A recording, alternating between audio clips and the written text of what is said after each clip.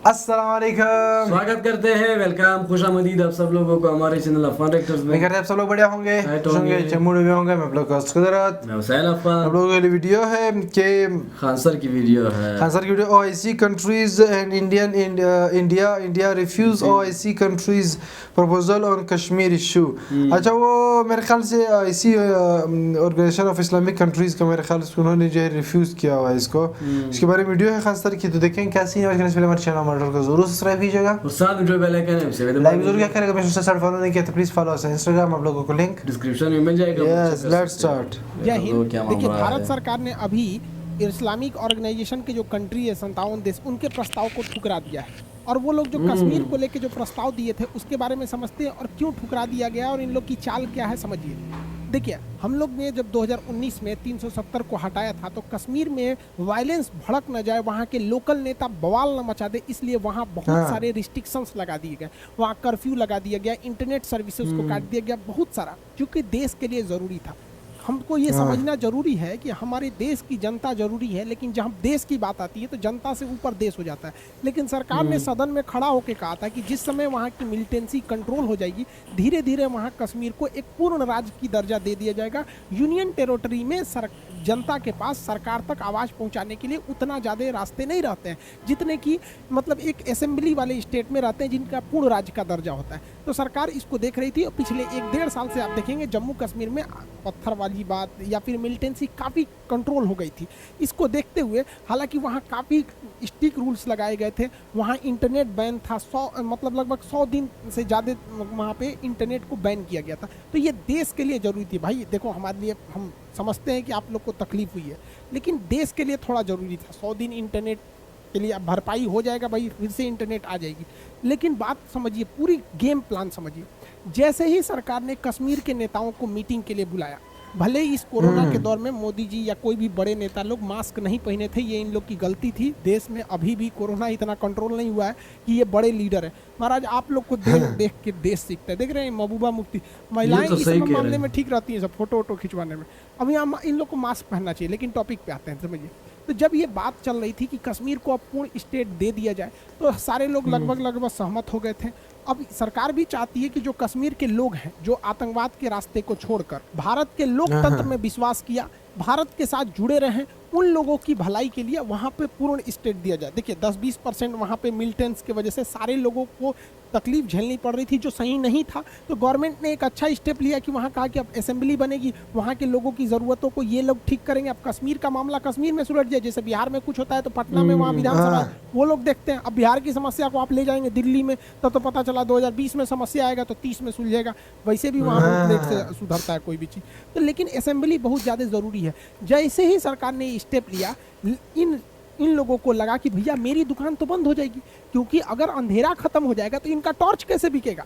ध्यान से समझिए, अगर कोई आपको अंधेरे से डरा रहा है, मतलब वो टॉर्च बेचना चाह रहा है। अगर कश्मीर में ये लोग नहीं चाहते हैं कि कश्मीर के लोग खुशहाल रहें, क्योंकि कश्मीर के लोग खुशहाल हो जाएंगे तो इन लोग की दुकानें बंद हो जाएंगी। जैसे कश्मीर की लोगों की बात भारत सरकार करने आई, इन लोगों ने बम फोड़ना चालू कर दिया। कश्मीर में वापस खुशहाली आने वाली थी तो कश्मीर के जम्मू एयरबेस पे इन लोगों ने एक चाइना में जो शादी ब्याह में जो घूमता है ना ड्रोन, इससे बम फोड़ दिया। हालांकि 2 सैनिक इंजर्ड हुए थे, बहुत ज़्यादा क्षति नहीं हुआ था, लेकिन भारत के लिए सिक्योरिटी कंसर्न था। लेकिन इस हमले की वजह से कश्मीर के लोगों को जो उनका हक मिलने जा रहा था वो एटलीस्ट 6 महीना डिले हो गया। अब वहाँ के लोगों को लगता है कि ऐसा कि अब वो लोग आतंकवादियों को भर्ती करेंगे कि देखो कश्मीर में क्या हो रहा है। लेकिन वो जानबूझ के चाहते हैं कि कश्मीर में अशांति रहे ताकि उन लोग का दबदबा रहे। कश्मीर मुद्दा को लेकर ये जो है बकलोलवा चल गया organisation of Islamic countries OIC के पास। इसकी स्थापना 1969 को हुई थी। ये लोग इजराइल को कंट्रोल करने के लिए 57 देशों ने मिलकर अपना एक संगठन बनाया था, लेकिन ये लोग अकेले इजराइल को वो अकेला है, कंट्रोल नहीं कर पाए। अब ये चला गया वहाँ पर, कहा गया कि कश्मीर के मुद्दा को सॉल्व कर दीजिए। अब खुद से जरा सोच के देखिए कि ये 57 देश मिलकर फिलिस्तीन में सीज फायर नहीं करा पाए तो या क्या कश्मीर में ये लोग आके 370 को बिल्कुल वापस सही। ले आ पाएंगे? इनके कहने पर 300 कश्मीर इनके हिसाब से चलेगा? नहीं, ये अपने यहाँ केवल वोट की राजनीति करते हैं, इनके यहाँ दूसरा कोई मुद्दा नहीं चलता है। अब इस्लामिक ऑर्गेनाइजेशन के जितने देश हैं वो उसका मुख्यालय मक्का में ये सऊदी अरब है, तो सऊदी अरब में इनका इन्फ्लुएंस थोड़ा सा ज़्यादा है, तो इनको खुश करने के लिए इन लोगों ने एक स्टेटमेंट जारी कर दिया कि ये भारत पाकिस्तान के रिश्तों के बीच में मध्यस्थता करेंगे और कश्मीर के मुद्दों को सॉल्व करेंगे। मुसलमानों की इनको ज़्यादा चिंता होती है, इन लोग को बहुत ज़्यादा, अभी बताते हैं इनको कितना चिंता हो रही है। अब जरा ध्यान से समझिए। सबसे पहला बात कि कश्मीर मुद्दा में इन लोग को इंटरफेयर करना ही नहीं चाहिए, इससे पाकिस्तान को लॉस होगा। समझिए, 3-4 चीज़ों को ध्यान से समझिए। यूएन ने डिक्सन आयोग का गठन किया था। यूएन का डिक्सन आयोग ने कह दिया है कि पाकिस्तान और कश्मीर जो है ये इंडिया पाकिस्तान का इंटरनल मैटर है। तो भैया आप लोग को इंटरनल मैटर में क्या जरूरत है इंटरफेयर करने की?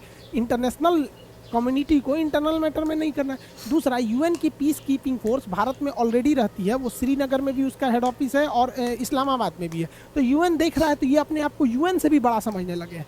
और पाकिस्तान ने 1972 में जब वो ये बांग्लादेश हार गया था, पाकिस्तान कहता है कि हम कश्मीर वापस लेंगे। अरे बैल कहीं का, तुम्हारा बांग्लादेश चल गया, पूर्वी पाकिस्तान तुम्हारा ही था, चला गया। तो जब हम लोगों ने उसके 93,000 फौज को पकड़ लिए थे, ये लोग गजवाई हिंद करेंगे लोग साले, ये लोग अभी भारत को जीतेंगे। 93,000 फौज को हम लोग मार मार उसको गाय गोरू की तरह बांध के रखे थे लोग। तो जुल्फिकार अली भुट्टो के साथ समझौता हुआ शिमला एग्रीमेंट, जिसमें कहा गया कि हम आपके 93,000 फौज को छोड़ेंगे एक ही शर्त पे कि आप कभी भी कश्मीर मुद्दे को इंटरनेशनल लेवल पे न ले जाके बायलेटरल यानी द्विपक्षीय सुलझाएंगे। इसका मतलब ये शिमला समझौता का उल्लंघन है। तो शिमला समझौता में ही कहा गया था कि हम लोग की जो बाउंड्री बनाई गई है एक्चुअल कंट्रोल अभी तत्काल के लिए यही है, तो अगर आप इसको इंटरनेशनली उछालेंगे तो हम लोग इधर घुस जाएंगे।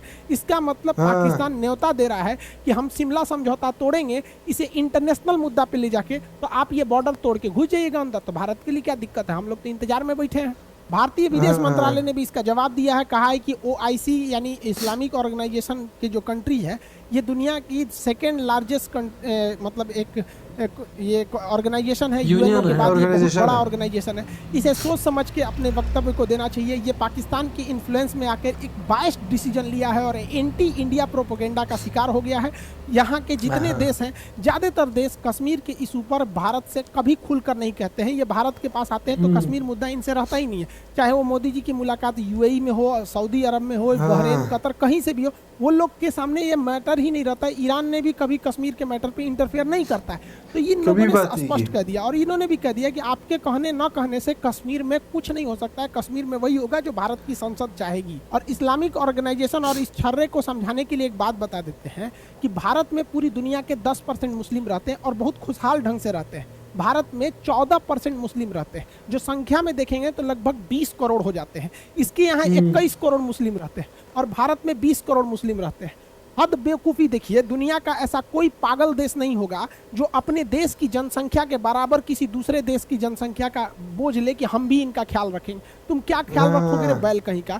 भारत में इन लोग का कहना है कि मुस्लिम में माइनॉरिटी में, तो भैया यहाँ पे जैन माइनॉरिटी है, बौद्ध माइनॉरिटी है, ईसाई है, सब बहुत माइनॉरिटी के हैं यहाँ पे, किसी को कोई दिक्कत नहीं है। जबकि अगर आप देखिएगा इन रियलिटी तो इस्लाम सेकेंड मेजॉरिटी भी है। आप माइनॉरिटी कह सकते हैं कि ज़्यादातर राज्यों में माइनॉरिटी है, तो पूर्वोत्तर में हिंदू धर्म भी वहाँ पे क्या चीज़ है, माइनॉरिटी है, बट वो सेकंड मेजॉरिटी भी है साथ साथ है। इसको क्या ज़रूरत है हम लोग के मैटर में इंटरफेयर करने की? हमारे यहाँ ऑलरेडी जो जहाँ है वो भी, कोई बिजनेस में है, कोई जॉब में है, सब अपने जगह पे सेटल है। ये ससुरा जानबूझ के इंटरफेयर करता है हम लोग के मैटर में। ये कहेगा कि कश्मीर में मुसलमान सुरक्षित नहीं है। पाकिस्तान के मुसलमानों का हाल देखिए, ये शिया सुन्नी के मस्जिद में बवाल हो जाता है, वहाँ बम फोड़ देगा, वो उसको बम फोड़ देगा। तो ये मस्जिद नमाज पढ़ने की जगह है, यहाँ बम फोड़ दिया जाता है और आए दिन आपको महीने में 1-2 फ्राइडे के दिन कहीं ना कहीं बम फोड़िए देगा। भारत में ऐसा नहीं है कि यहाँ पे शिया का भी मस्जिद है, अहले हदीस, बरेलवी, सुन्नी, 75 कैटेगरी की मस्जिदें हैं जिसमें मन जाओ, कोई किसी दूसरे में बम नहीं फोड़ता है।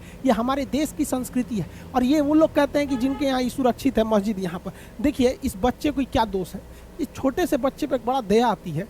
ये बेचारा गया होगा मस्जिद में नमाज पढ़ने के लिए आराम से खुशी खुशी। इस बेचारे की बस यही गलती है कि ये पाकिस्तान में जन्म ले लिया, जहाँ मुसलमान लोग की ये हाल है कि मस्जिद में छोटे छोटे बच्चों का बम फोड़ दिया जा रहा है। ये भाई साहब मस्जिद में कपड़े में खून से लदा हुआ जो कपड़ा है लेके अपने रिश्तेदार को खोज रहे हैं कि भाई नमाज पढ़ने आए थे यहाँ पर, और ये लोग भारत में बताएंगे कि मुस्लिम सुरक्षित है या नहीं है। ये अपने इनके देश में देखिएगा तो हजारा मुस्लिम होते हैं जिनको ये कहते हैं कि इनकी आंखें छोटी छोटी होती है, चाइनीज की तरह दिखते हैं, ये मुसलमान नहीं। अरे यार, किसी का नाक नक्शा अगर क्लाइमेट की वजह से कुछ है नहीं, मान के चलिए आपसे अलग दिखता है, तो आपको ये अधिकार किसने दे दिया कि आप फटाक से कहते हैं फलाना मुस्लिम है फलाना नहीं। हजारा मुसलमानों को ये लोग लाइन से खड़ा करके गोली मार देते हैं, जेनोसाइड जहां तहां होता है। और उस पर ये इस्लामिक ऑर्गेनाइजेशन जो है, ये 57 देश एकदम चुप रहते हैं। पाकिस्तान में अहमदिया मुसलमानों को घर में खींच के मार दिया जाता है, बलोचों को हेलीकॉप्टर से गोली चला के मार दिया जाता है, वहां इन लोग को मध्यस्थता करना नहीं दिखता है। और भारत में सब लोग शांति से जी रहे हैं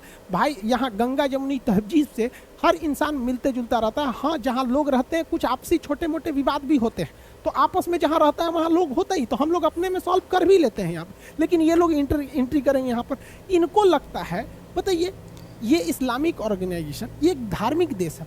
खुद जरा मेंटेलिटी देखिए, ये धार्मिक संगठन उस देश पर उंगली उठा रहा है जो देश सेकुलर है। हमारे देश में कोई जैन, बौद्ध, ईसाई, इस सब से कोई दिक्कत नहीं होता है। एक इंटरनेशनल सर्वे में बताया गया था, मेनली भारत में तो सबसे बड़ी मेजॉरिटी हिंदू है, सेकेंड मेजॉरिटी मुस्लिम है। तो इसमें क्या हुआ था, एक सर्वे में बताया गया था कि 91% हिंदू लोग का ये बिलीव है कि कोई भी दिक्कत नहीं है हिंदू मुस्लिम का यहाँ पर, और 89% मुसलमानों का भी कहना है कि कोई भी दिक्कत नहीं है यहाँ पर। जो रियलिटी है यहाँ पे कोई दिक्कत नहीं है, 2-4 तो नेतागिरी के चक्कर में इधर उधर हो जाता है। लेकिन भारत में भी कुछ लोग का कहना है दिक्कत है। तो भैया, भारत जैसे देश में अगर किसी को खराब लग रहा है, हम किसी का नाम नहीं लेते हैं, लेकिन हम कहते हैं कि अगर भारत में किसी को खराब लग रहा है तो उसके लिए दुनिया में कोई जगह ही नहीं बचा। क्योंकि अगर भारत में नहीं बस सके तो भैया तुम तब अंटार्कटिका में जाके ट्राई करो, वहां पर कहीं अच्छा लगे, वहां पर कोई नहीं रहता। यहाँ पे भारत में लोगों को तकलीफ रही है। वसुधैव कुटुंबकम, हम लोग दुनिया को, मतलब शत्रु को भी हम लोग इज्जत के नजर से देखते हैं। राक्षसों के गुरु थे शुक्राचार्य, तो उनको भी हम लोगों ने आचार्य की उपाधि दिया था। चाइना के सिंजियांग प्रांत में वीगर मुसलमानों को जानवर से भी नीचे रखा जाता है। वहाँ की मुस्लिम महिलाएं अगर घुटना से नीचे कपड़ा पहन लेती हैं तो सड़क पर उनके कपड़े को उनके बच्चों के सामने नंगा करके काट देता है। यहाँ पर मौलवी लोग अगर दाढ़ी रख लेते हैं तो उन्हें डांस करके नाचना पड़ता है ऐसे ऐसे, नहीं तो क्लीन शेव में ऐसे दाढ़ी में रखिए, ऐसे आपको रखना है। तो वहाँ आपको कुरान का एक फिक्स हिस्सा ही पढ़ने दिया जाता है, 300 पारा नहीं पढ़ने दिया जाता। लेकिन आपको गारंटी कहते हैं ये इस्लामिक ऑर्गेनाइजेशन की जो कंट्री है, ये कभी भी इनके खिलाफ आवाज नहीं उठा सकते, क्योंकि इनकी भी एक मजबूरी है। देखिए, जिस तरह से हिटलर ने 1938 में यहूदियों को कटवा दिया पूरी तरह से, सेम उसी तरह से, उसी फॉर्मूला पर, उसी तरह से डिटेंशन कैंप बनाया है, उसी तरह से यातनाएं देता है शी जिनपिंग। फर्क ये है कि शी जिनपिंग के सिंजियांग प्रांत में मुसलमानों को कचर देता है, वीगर मुसलमानों को, और हिटलर जो है वो जर्मनी में यहूदियों को ऐसे डिटेंशन कैंप में मार देता था। यहाँ पर वो 1938 में चालू किया था, ये 2018 से ये कैंप चालू किया। पूरी दुनिया को पता, ये कहता है कि हम इन्हें सुधार रहे हैं, सुधारता नहीं है। ऑनलाइन बेचे खरीदे जाते हैं यहाँ के लड़कियां लोग को, लड़कों को कोई ले जा सकता है यहाँ पर, ये हाल करके रखते हैं। लेकिन ये लोग आवाज इसलिए नहीं उठाते हैं कि इस्लामिक ऑर्गेनाइजेशन को पता है कि अमेरिका, ब्रिटेन, फ्रांस एक ही साइड में रहेगा। वो लोग इंटेलेक्चुअल सोचते हैं, रूस इन लोग के साथ आएगा नहीं, तो इनका अपना यूएनओ में कोई पकड़ नहीं है, दुनिया में इनका कोई बहुत बड़ा न टेक्नोलॉजी में है ना एजुकेशन में, कहीं पे इनका कोई रोल नहीं है। तो चाइना ही इन्हें यूएनओ में बचाता है। तो ये चाइना के एकदम जी हजूर, हाँ हाँ शी जिनपिंग साहब, शी जिनपिंग साहब, ये कचर के थूरते रहता है, इनकी इज्जत लूट लिया, इन लोग को थूर थार दिया। लेकिन ये लोग उसके खिलाफ नहीं बोलते हैं। जांच किसके खिलाफ करेंगे? भारत के खिलाफ, जहां किसी को इस तरह का कोई तकलीफ नहीं होता है। इन लोगों को कश्मीर की समस्या दिख गई और कश्मीर में ये दिख गया कि 1 साल से इंटरनेट नहीं है, लेकिन इन लोगों को ये नहीं दिखा कि 1990 से कश्मीरी पंडितों को जो भगा दिया गया था, उनके घर से भगाया गया, उन्हीं के देश में, वो अपने देश में शरणार्थी बन के रह गए, इन लोगों को वो नहीं दिखा। देखिए, व्यक्तिगत रूप से हमें इस बात का भी तकलीफ है कि इनके पास नेट नहीं है, लेकिन इस बात के लिए भी दुख है कि इनको अपना घर छोड़ के भागना पड़ा। दुख इस बात का भी है कि ना हम इनके लिए कुछ कर सकते हैं, ना इनके लिए कुछ कर सकते हैं, ना इन्हें अपना अभी तक हक मिला है। लेकिन कहना यह है कि आप एक ही राज्य में अगर आप देखते हैं तो 2 नजरिए से क्यों देखते हैं? इनके साथ समस्याएं आई हैं, जो कर्फ्यू वगैरह लगा दिया जाता है, जैसे हम लोग लॉकडाउन में समस्या आई थी, इन लोग के लिए भी वो था।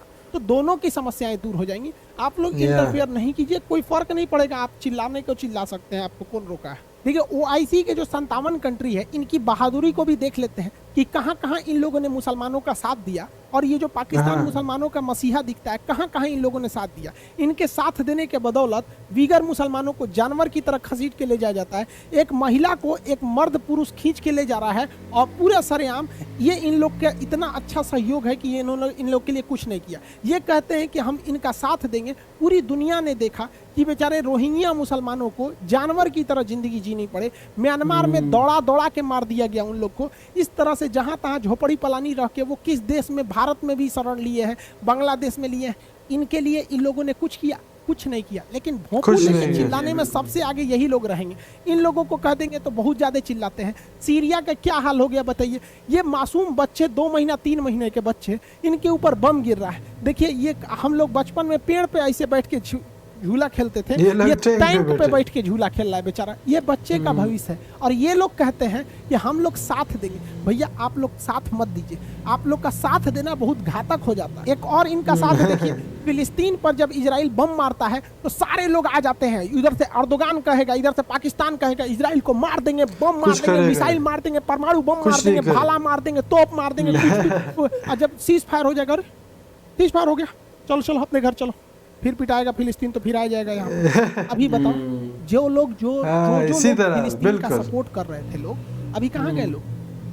ये सब निकलेंगे, सब बरसाती मेढक की तरह। फिर इजराइल मारेगा बम और फिर मारे, क्योंकि 2014 में इजराइल ने कहा था कि हम फिलिस्तीन को 500 साल पीछे ढकेल देंगे, और वो हमेशा मारता है 50-50 साल पीछे ढकेल। जब भी वहाँ कोई स्कूल कॉलेज फैक्ट्री बनती है, बम मार के उड़ा देता है बिल्डिंग वगैरह। ये लोग फिर उठेंगे।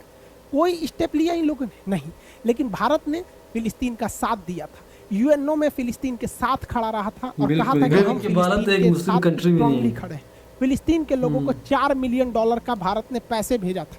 फिलिस्तीन के सोल्जर्स को इंडियन मिलिट्री एकेडमी देहरादून में उनके ऑफिसर्स को, उनके लोगों को ट्रेनिंग दिया गया ताकि वो फिलिस्तीन से, इजराइल से वो लोग जाके एटलीस्ट कम से कम एक लीडर लेवल पे तो बातचीत तो कर सके वहाँ पर। जहाँ हमारे मिलिट्री के अफसरों को ट्रेनिंग दिया जाता है, वहाँ फिलिस्तीन के लोगों को भी ट्रेनिंग दिया गया। तो ये हम लोगों ने किया, बल्कि हम लोग इन भोंपुओं की तरह चिल्लाए नहीं थे कि नेतन्याहू को ये कर दो। भाई, तुम कुछ नहीं कर सकता, बताए ना, तुम लोग कुछ नहीं कर सकते हो, मरवाओगे बस इन लोग को। ये बस चढ़वा देते हैं कि हाँ चढ़ जा चढ़ जा चढ़, उसके चक्कर में पूरा हाल हो जाता। इन लोग को भारत में झांकना है। एक्चुअली इसका चाल क्या है, अगर ये लोग इलेक्शन में कहेंगे कि हम जीडीपी बढ़ाएंगे, पर कैपिटा इनकम बढ़ाएंगे, ह्यूमन डेवलपमेंट इंडेक्स में नाम करेंगे, तो इन लोग को समझे में नहीं आएगा यहाँ की जनता को क्या बोल रहा है। ये कहेगा हम कश्मीर को आजाद करेंगे, तुरंत जनता इसको वोट डाल देगी और कश्मीर आजाद करेगा। अरे भैया, कश्मीर तुम कब लोगे? तुम उसको गोली छोड़ो ना। तुम्हारा अपना पूर्वी पाकिस्तान याद है कि नहीं? ससुरे कोई क्या। देखिए, आप पूरा गेम समझिए। ये क्या कहता है, इसके यहाँ 97% मुस्लिम रहते हैं, यानी अप्रोक्स इसके पास 20 करोड़ मुस्लिम है, और भारत में, इंडिया में 14%, मतलब 19 करोड़ अप्रोक्स ये आंकड़ा है। ये कहता है कि भारत के मुसलमान का ये ख्याल रखेगा। अरे बैल कहीं का, तुमको पता भी है 19 करोड़ लोगों को अगर ये 1 महीने का राशन भी देगा ना, 1000 रुपए का, तो इसका दिवालिया निकल जाएगा। इसके देश का जो टोटल फॉरेन रिजर्व है वो $16 बिलियन है। बेटा, तुम्हारे यहाँ $16 बिलियन है, और हमारे यहाँ मुकेश अंबानी का इनकम पता है नेटवर्थ कितना है? $85 बिलियन। तो तुम्हारा जो $16 बिलियन तुम्हारे देश के पास है ना, मुकेश अंबानी की पत्नी ना यहाँ लेके घूमती है अपने। सोचिए, इस ससुर को नहीं को पता नहीं है भारत के लोगों का ये साथ देगा। इसकी खुद की औकात देखिएगा ना, तो देखिए इसका जूता फटा हुआ है, यहाँ दिख रहा है, जूता फाटल है। ससुरा फाटल जूता पहन के फोटो खिंचवा रहा है और भारत के लोग का साथ देगा। भाई, तोरा दिन खराब है, तू उधरे रहो। देखिए, इन सालों का बस एक ही काम है कि भारतीय मुसलमानों को बदनाम करो, इनका जीना हराम करो। ये इस तरह एकदम आराम से करते जाते हैं। समझिए कैसे। राहुल गांधी अपने जगह पे सही है, लेकिन बस इनका मियां खलीफा 3 से 4 बार तारीफ कर देगी, हम राहुल गांधी के साथ हैं, हम हमेशा इनके लिए साथ रहेंगे, इनको आगे बढ़ते हम देखना चाहते हैं। बस इस स्टेटमेंट की वजह से इनके कैरेक्टर पे सवाल उठने लगेगा, जबकि ये अपने जगह पे सही है, इनको कोई लेना देना नहीं है। वैसे आप एक और एग्जांपल से समझिए, हम पाकिस्तान से हमको कोई मतलब नहीं, लेकिन अगर हाफिज सईद 2 से 3 बार बस मेरा तारीफ कर दिया कि हम खान सर के साथ हैं, खान सर को कुछ नहीं होने देंगे, जब तक जिएंगे खान सर के लिए जिद्दोजहद करेंगे, हमको लोग आतंकवाद की नजर से देखने लगेंगे। ऐसा क्यों होता है समझिए, क्योंकि होता क्या है कि एक अमृत में इतना ताकत कभी नहीं है कि वो नाली के पानी को ठीक कर सके, लेकिन नाली के पानी में इतना ताकत जरूर होता है कि वो पूरे अमृत को बर्बाद कर सकता है। इसीलिए जब गलत इंसान आपका साथ देता है ना, तो वो आपको साथ नहीं दे रहा है, बल्कि वो पोलाइटली बहुत धीरे धीरे आपको बर्बाद कर रहा है। तो ऐसे लोगों का साथ देना ही आपके लिए दुश्वारी हो जाती है। यही होता है भारतीय मुसलमान के साथ। ये साला पाकिस्तान वाला अपने फायदा के लिए दिन भर कहेगा हम भारतीय मुसलमानों के साथ हैं, हम कश्मीरियों के साथ हैं, हम उनके साथ जिद्दोजहद करेंगे, हमारे पास परमाणु बम है, मार देंगे, मुसलमानों को बचा के मारेंगे। अब आप बताओ कौन सा साला परमाणु बम को पता है कि आगे वाले का जाति धर्म क्या चीज है, हिंदू मुस्लिम जैन सिख ईसाई क्या है, लेकिन ये जरूर बोलेंगे। इससे क्या होगा, इन लोग की बदनामी हो जाएगी और ये कहेंगे हम तुम्हारे साथ खड़े रहते हैं। तो भैया इन लोगों को भी सोचना चाहिए, भारतीय मुसलमानों को, कि भाई इन लोग को समझाओ कि भाई हम जैसे हैं सही है, हमें कोई जरूरत रहेगी हम अपने हिसाब से अपने गवर्नमेंट से मांग लेंगे। अब तुम लोग दे क्या सकते हो ससुर, तुम्हारे पास है क्या कि जो देगा? ये बस बदनामी कर सकते हैं हम लोग की। ये अपने देश के चुनाव में बोलता है कि भारत के मुस्लिम इसके साथ में, अरे ससुरा जूता से मारा जाएगा, तोरा को समझ में नहीं आता। इसको लगता है 2-4 गो इसको टेलर दिखाना पड़ेगा। चलिए इसको दिखाते हैं हम लोग यहाँ पे। देख भाई 1947 में जब देश आजाद हुआ तो अंग्रेजों ने कहा कि जिस राज्य को पाकिस्तान के साथ मिलना है या जिसे भारत के साथ मिलना है मिल जाए, स्वतंत्र रहना है तो रह जाए। तो कश्मीर कहा कि हम स्वतंत्र रहेंगे, राजा हरि सिंह। तो पाकिस्तानी आतंकवादी वहां घुस गए। तो ये राजा हरि सिंह की गलती थी, वो नेहरू के पास भागे भागे आए कि हमारी मदद के लिए। तो सरदार वल्लभ भाई पटेल ने कहा कि पहले साइन कीजिए, भारत में मिलेंगे तब मदद करेंगे। तब बोला गया। तब ब्रिगेडियर उस्मानी अपनी फौज लेके पहुंचे थे और ब्रिगेडियर उस्मानी ने 900 पाकिस्तानियों को भारत की पहली लड़ाई जैसे जैसे देश आजाद हुआ ना, सुता दिए उनको, कब्र में वहीं पे बैठा के रख दिया यहाँ पर। और याद आपको जानकर ताज्जुब होगा कि जहां पर ब्रिगेडियर उस्मानी को भेजा गया, ये अपनी पलटन लेके जब वहां पहुंचे तो आज भी जगह वो हमारे लिए लाइन ऑफ कंट्रोल बन गया है। वहां से एक कदम पाकिस्तानी आगे नहीं बढ़ पाए। वो नेहरू की गलती थी जो इस मुद्दे को लेकर चले गए यूएनओ में। अगर भारत के फौज को दिए रहते ना, तो ये भारत के जो फौज है, इनके दामाद लोग, ये उसी समय पूरा कश्मीर निपटा लिए रहते लोग। यकीन मानिए अगर उस समय ये मामला यूएन में न गया रहता और भारतीय फौज के पास रहती,